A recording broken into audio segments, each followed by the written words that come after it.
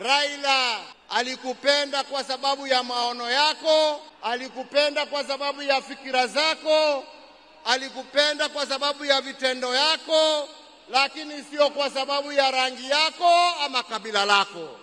Kenya imepoteza kiongozi ambaye historia ya demokrasia katika taifa letu la Kenya haiwezi iandikwe bila la jina la Raila Amolo Odinga kuwa nambari moja.